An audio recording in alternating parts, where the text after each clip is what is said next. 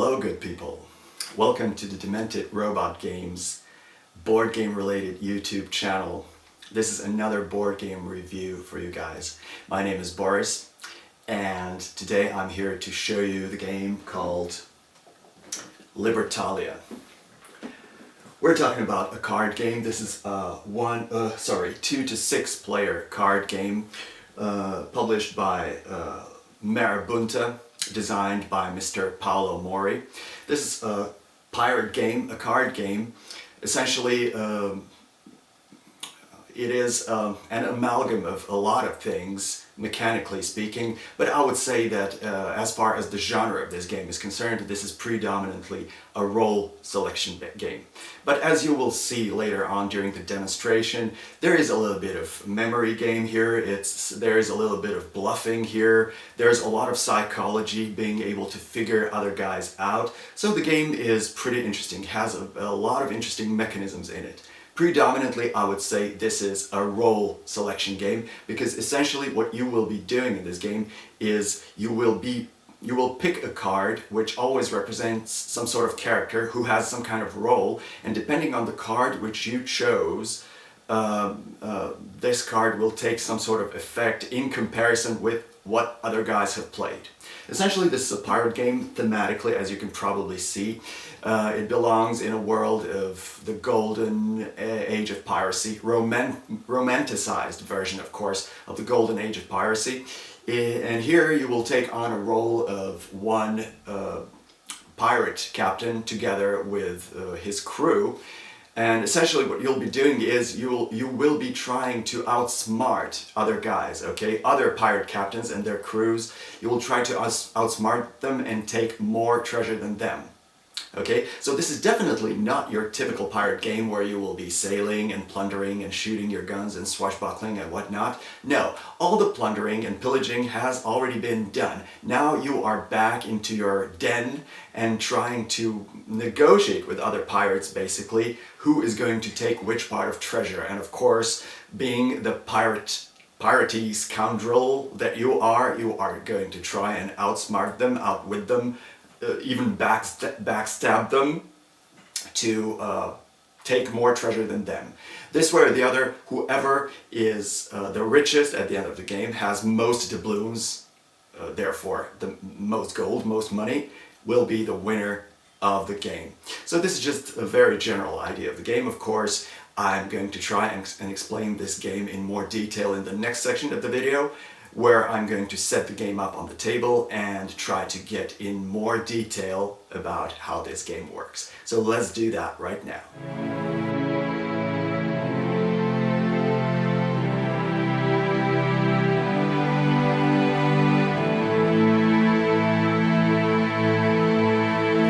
Okay, good people. Now, what you see in front of you is how the game looks like. Now, I have only set up visually things for one player here. As always, I don't want to clutter the table too much, but you'll be able to understand the game, okay? So there isn't too many components here. There are several more things in the game. I will show you all of those things. So let's begin. What you see in front of you here in the middle of the table is the player board, obviously. It contains these empty card slots. Obviously, cards are being played in these slots. Then we have treasure items here. As you will see, there's 6 rectangular spaces where treasure tokens are randomly placed. You will draw treasure items from this bag and randomly place them in these spaces.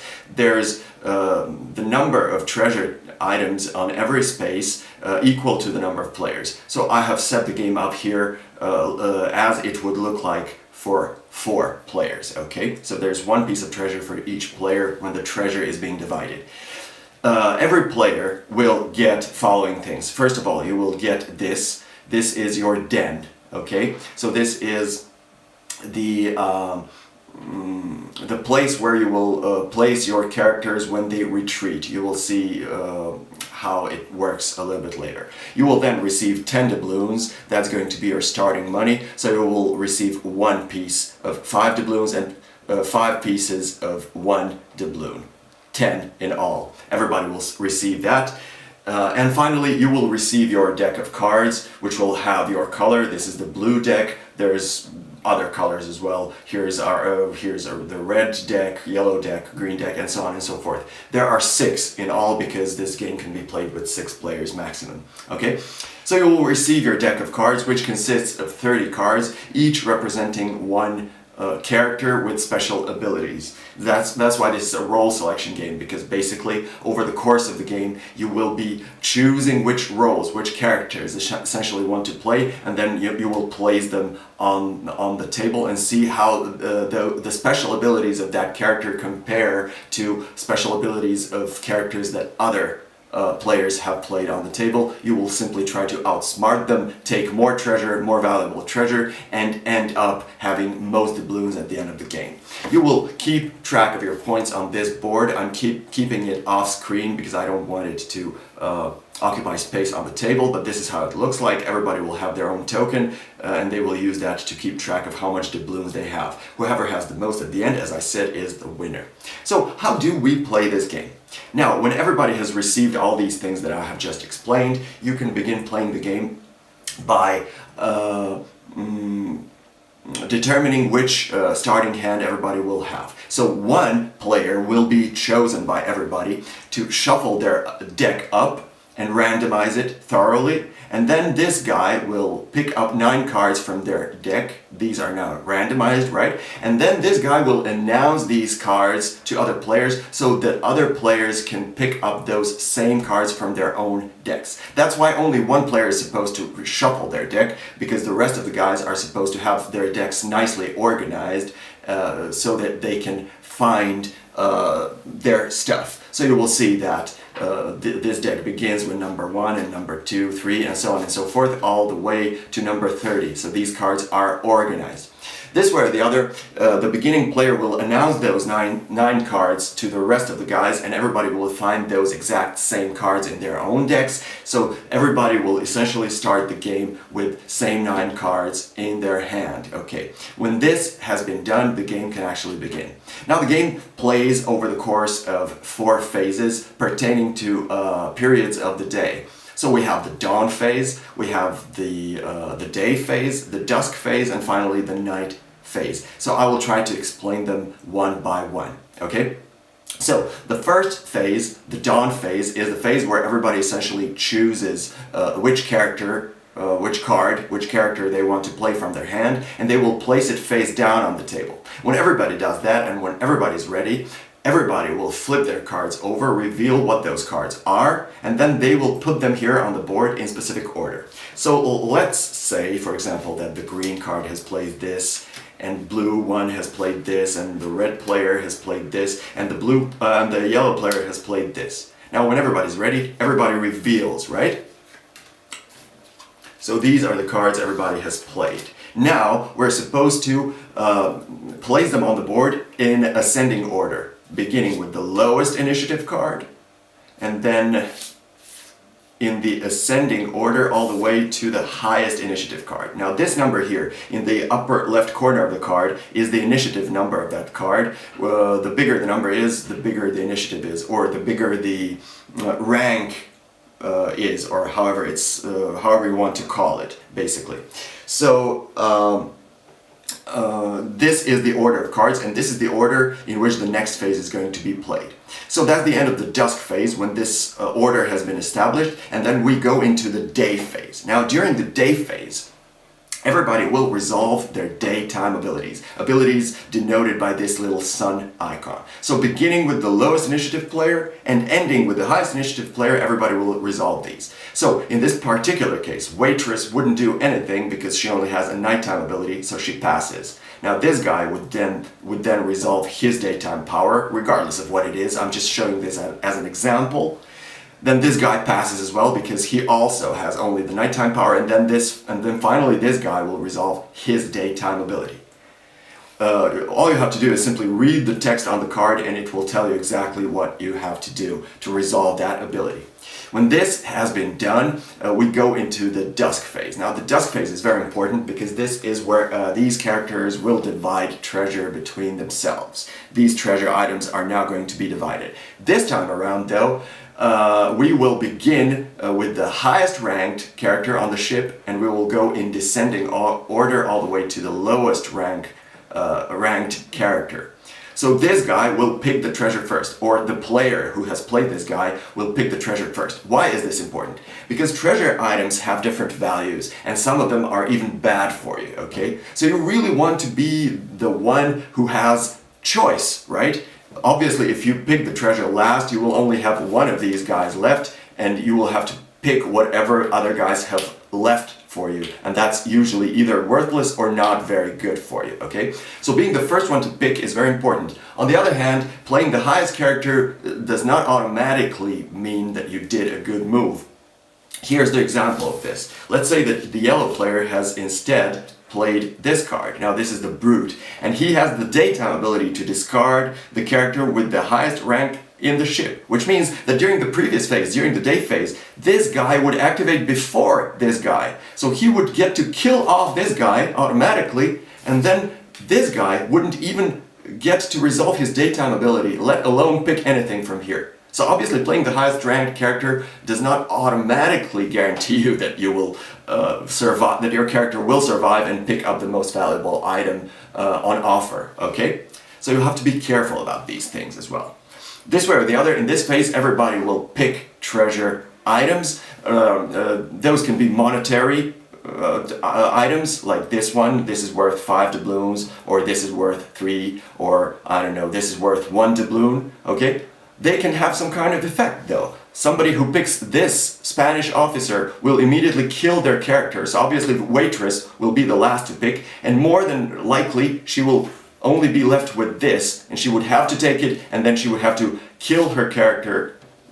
The player who played the waitress would have to kill this character immediately, and that's it, okay? Or if somebody ends up with this mask, for example, that's worth -3 doubloons. So you're actually losing money, you know? So this is not a good thing, and this is not a good thing. You want to avoid these, okay? That's why you want to be the first to choose, or among first people who choose, okay? This way or the other, that's what you do in the Dusk Phase. Also, if one of these characters, which is not the case in this particular situation, if some of these characters have this icon on their card, they will get to resolve that at this time as well. That's the end of the Dusk Phase. Now, after this, we go into the Night Phase.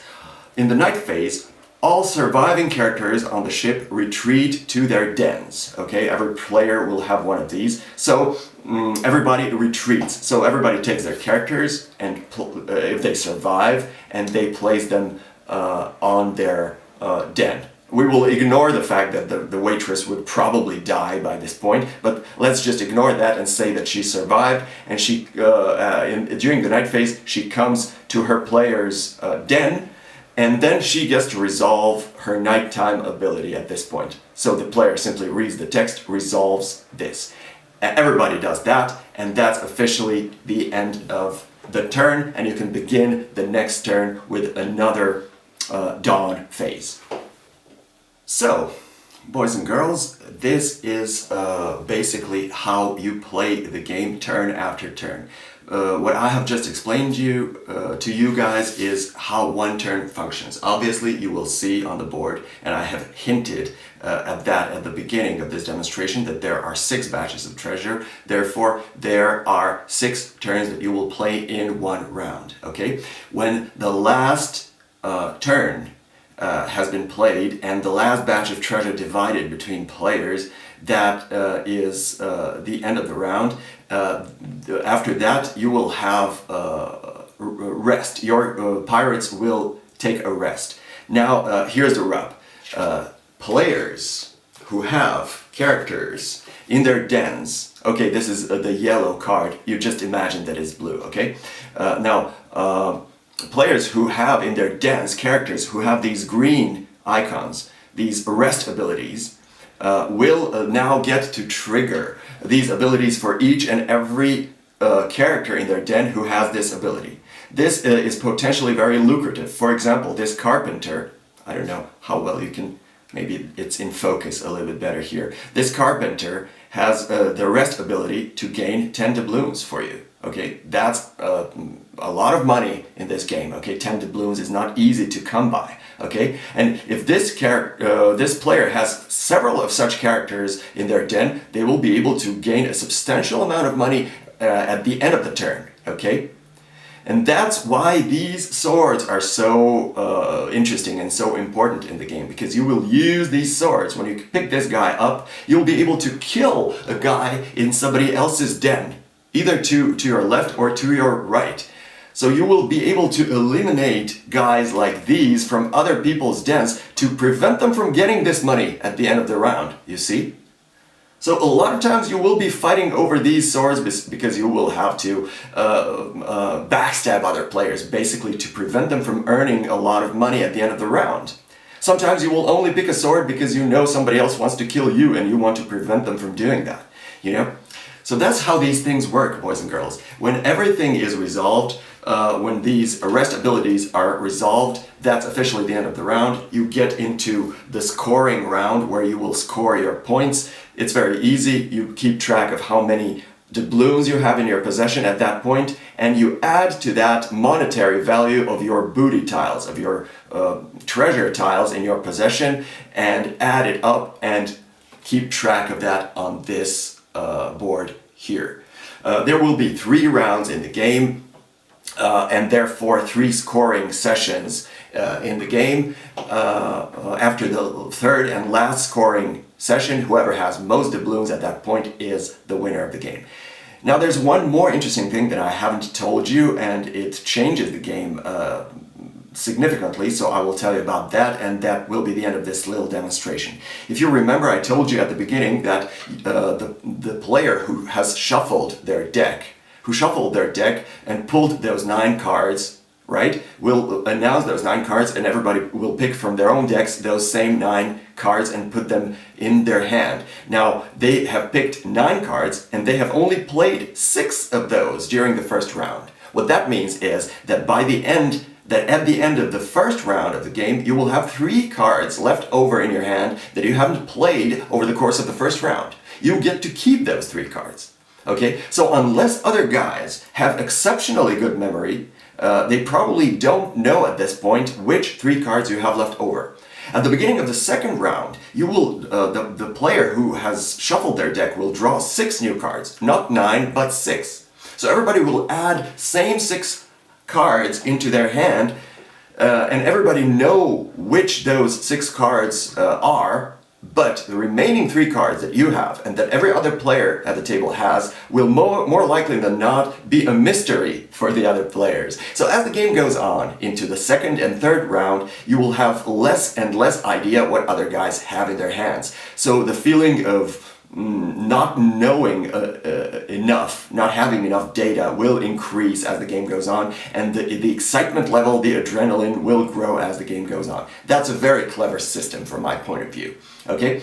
And that's it, boys and girls. That's how you play this game. I've taught you pretty much everything you needed to know. Maybe I have omitted a couple of small details, but you are almost ready to play this game because this demonstration was pretty detailed for you guys. And that's it. Now we go into the final section of the video where I will explain to you guys what I think about this game and why. So let's do that right now.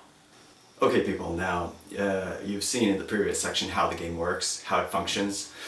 I've shown you the details about the game. I actually went pretty much into detail about this game. You're almost ready to play this game actually, because this is a relatively simple game, so it was relatively easy for me to explain everything. Maybe I didn't go into every single detail, but you have a pretty good idea, okay? So what do I think about the game?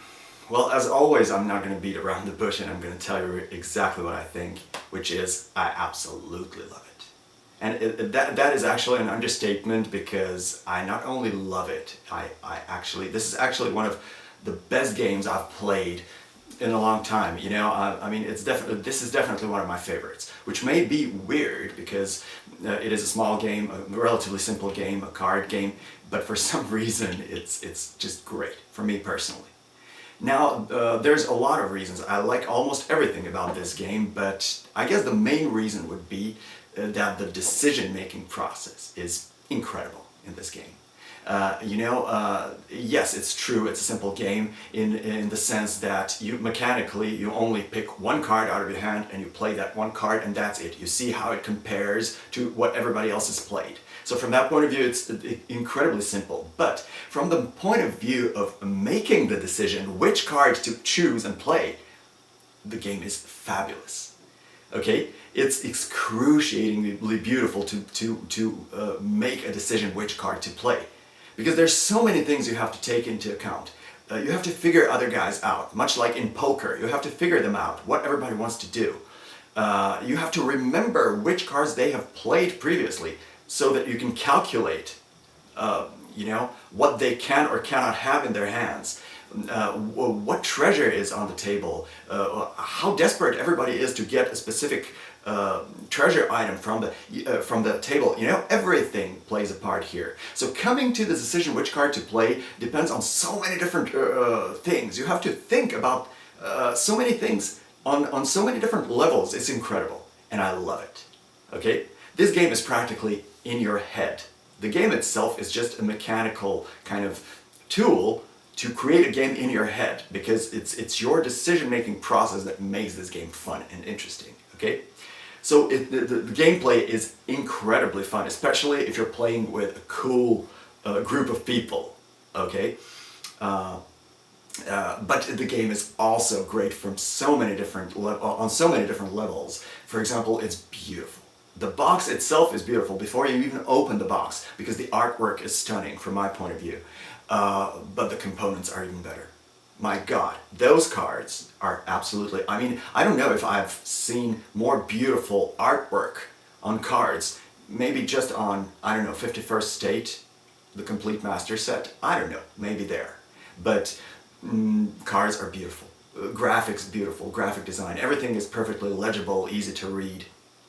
Beautiful. Production quality is also great. Okay, everything's cardstock and cardboard, but everything's more than decent. Duration time, 40 to 60 minutes. Again, ideal. Not too short, not too long. If you want this game to just be one of the games you will play this evening, you can play it just as one of the games. But if you want it to be the main course of the evening, you can do that as well. Okay? The thematic ties of the game, thematic quality through the roof. I don't have enough words of praise for how thematic and full of flavor this game is. Everything in this game is oozing with theme, There's piracy in every facet of this game, probably due to the incredible artwork. So the game feels thematic. You really feel like you're this pirate who's trying to outsmart other guys and get most of the treasure for yourself. You really have this kind of atmosphere all the time, and you never forget it. It never becomes boring or mechanical or repetitive, because the theme is so vivid and evocative and immersive, and it's there all the time. I absolutely love it. The only thing that may not be perfect about this game is the number of players, or at least the number of players stated on the box. They say that this is a 2 to 6 player game. I would realistically say it's a 3 to 4 player game. I wouldn't play with 2. It would be way too simple. It wouldn't be much of a challenge. It wouldn't be so interesting. With 6 or 5, I wouldn't play either, because it would be too big and chaotic and unpredictable, and that kind of ruins the fun as well. So realistically speaking, from my point of view, this is a 3 or a 4 player game, and it works perfectly that way. But if you take it as such, and if you decide to play it as a 3 or a 4 player game, it will work like a charm, okay? So obviously I could be speaking about this game a lot because I love it, but let's just stop here and let me just tell you guys that I warmly recommend this game. 2 thumbs up for this game from me. Try before you buy, of course, but go out there and try it, and I'm almost certain most of you guys are gonna like this game, okay? That's it for today from me, boys and girls. Thank you for watching. Thanks for all the views and likes and subscriptions. Please click on that red button if you like what you see, okay? It would really mean a lot. And as always, I'm signing off with a promise that there's a lot more super exciting content that I have in preparation for you guys. Thanks for watching. Goodbye.